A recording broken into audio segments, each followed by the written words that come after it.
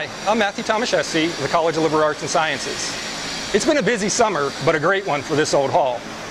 Right now I'm standing on the second floor in an area that in just a few short months will be the future office of the Dean of the College of Liberal Arts and Sciences. As you can see, the walls are already in place, the windows are going in, and what that means is that all of that infrastructure work that we talked about in earlier episodes is done.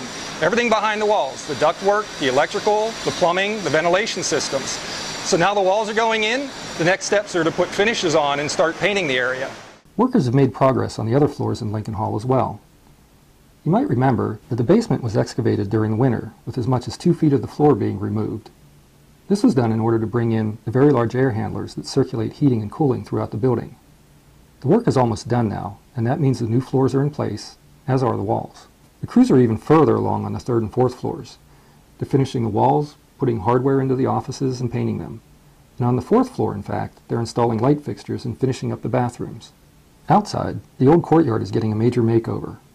Right now they're working on the water filtration system and have installed decks and columns for the vestibules off the 2nd and 3rd floors. Eventually this space will be glassed in and will provide a view of the courtyard's plantings, benches, and tables. The most exciting work has been the historic preservation of the Lincoln Hall Theater and Memorial Hall. In the theater, the ornamental plaster repair has begun, and the walls are being painted the original color that conservators found underneath all the other layers of paint. But we'll talk more about the theater in a future episode. Memorial Hall, the foyer area and the main entrance off the quad, has really transformed. Amazing, isn't it?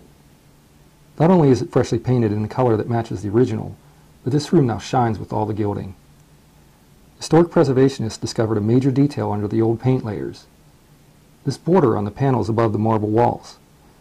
The borders were recreated with a stencil, and afterwards 23-karat gold leaf was applied. The other gold-colored details in the foyer used composition leaf, which was then sealed so it won't tarnish.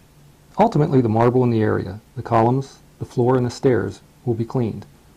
And of course, Mr. Lincoln will be returned to his place of honor. When it's complete, this foyer will look like it did when Lincoln Hall first opened. Well, that's all for this episode. We'll see you next time on This Old Hall.